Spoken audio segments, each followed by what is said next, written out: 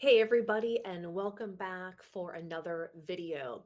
Today I'm going to identify the 7 most common reasons that we get for people wanting to move mom into assisted living. And part of it is it's not that one of these is like the end all be all. And even if you see these every once in a while, it's also not the end all be all. What I want to stress before we go over these is you want to start looking for patterns. And the biggest piece of advice I can give you is do not wait until you must make a decision. If you're starting to see some of these triggers or some of these features, I highly suggest reaching out to us so we can start to talk about different options, identify different placement options in the area that you're looking for. Because the last thing that you want to happen is you put it off, put it off, put it off, and then it becomes an emergency. And now we're scrambling to find something. One of the top reasons that uh, we end up having to move people into assisted living is a fall. And oftentimes, what will happen is the family will have no idea what to do. Mom fell, and now they have to make a decision about what to do about it. And I'm telling you, when you start seeing some of these little triggers happening, it's so important to start a conversation. And even if mom doesn't move for 6 months, a year, just knowing, like, okay, these are some of the facility choices that we have in the area, and keeping her involved throughout the process early on, it's going to make it a lot easier. So let's go ahead and look at the 7 most common reasons to start to consider some sort of assisted living. And again, this could even be independent living. It could be memory care. It could be assisted living. Assisted living is kind of the middle of the road between the two of them. And so that's and the most common. So that's why I just say assisted living. And also mom is more common to move in. And that's why I just say mom. So it could, apply to anybody, of course. So this one is pretty easy to see if you live locally. If mom lives in another state than you, you're probably not going to notice this. But the house not being maintained. Now, and what I mean by maintained is I don't necessarily mean like the roof is caving in or anything like that. It's patterns, it's changes, it's, you know, mom's not cleaning the bathroom like she used to, or not making the bed like she used to. So it's things like that. And it's not even that it's anything major. It's truly as simple as, hey, if you went into a really nice assisted living, they would do your linens every week for you. You wouldn't have to clean anymore.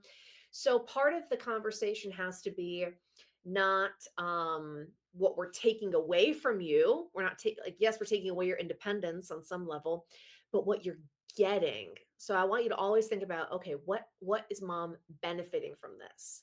Well, now she can spend more time having fun and being social, less time having to do chores around the house. Okay. And you're also going to be downsizing, right? So that's also a thing that, they may not even need to go into assisted living. Maybe it's truly just we need to get her out of the family home. It's too large to maintain. The yard is too much. She doesn't need a 4 bedroom, 3 bathroom home. She just needs a 1 bedroom, 1 bathroom condo.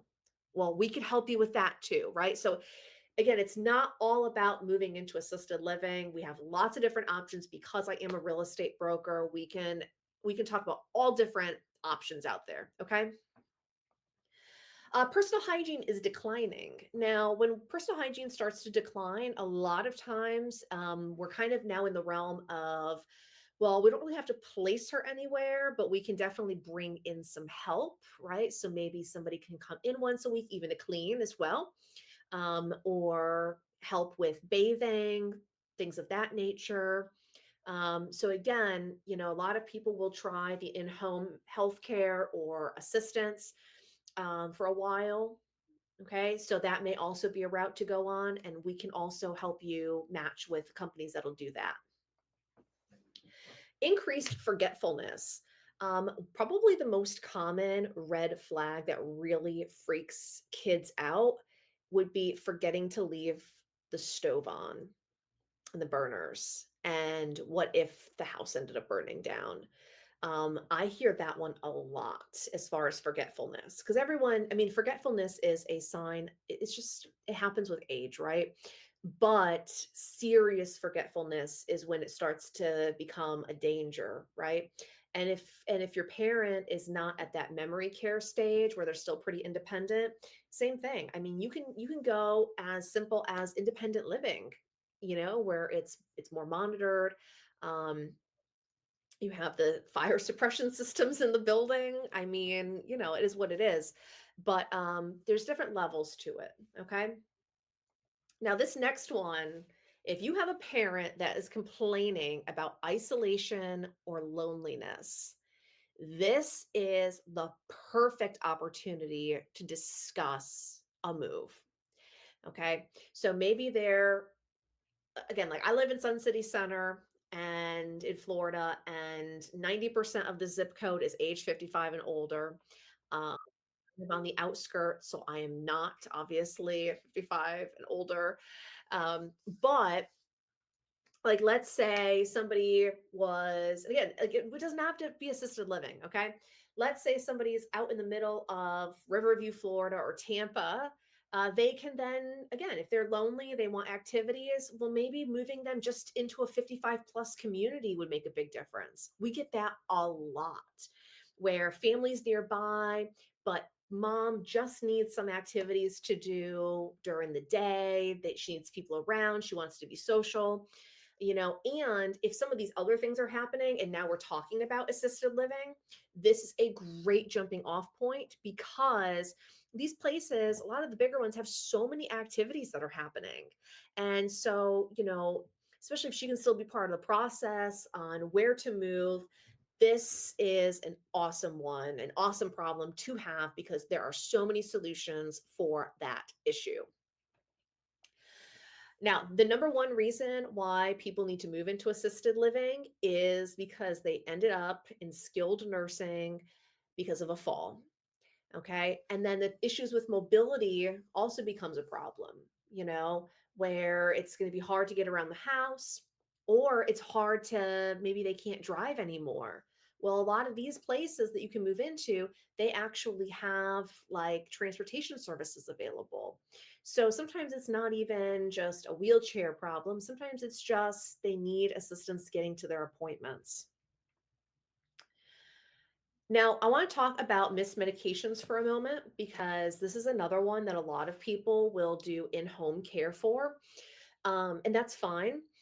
But the reason I want to stop on this one for a moment is because when we're going around and we are touring facilities, or even before we get to that point, we have a really, really robust intake form that we complete with you.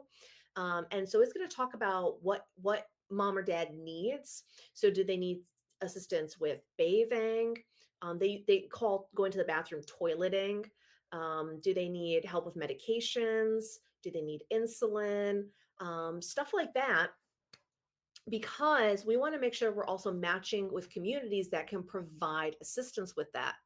And the other thing we need to always figure out is, for example, like let's say, and different communities do it differently. So some communities are like care and rent is all included. Some it's separate. You need to also figure out, like, again, what is included. Is medication administration included? Is giving showers extra? Is, like, what is exactly included? Okay, so I just wanted to bring up that point as we're talking about missing medications. And for number 7, this one is for you, the person that is watching this video right now. And it is, you're constantly worried about them. So if you have a constant state of worry, that is a very valid reason to have a conversation. I'm not saying that conversation is going to go well, especially if we're talking about memory care issues, but you also need to think about yourself. Okay. And sometimes making this move it just, the conversation needs to be happen, or needs to happen to the parent that, hey, like, this is really stressing me out too. Can we consider some different options? And you never know, they may be open to it, right? So that's just something to definitely consider. But yeah, the biggest thing is don't wait too long. Don't wait until it becomes an emergency and then you have to move them somewhere. It doesn't matter if we meet and we talk and then we don't do any business together for 6 months, a year, 2 years, whatever. Okay? The biggest thing is starting as soon as you know that there's a problem here. We need to go ahead and we need to start identifying some solutions. So thanks so much for joining me on another video today, guys, and I will see you in the next video.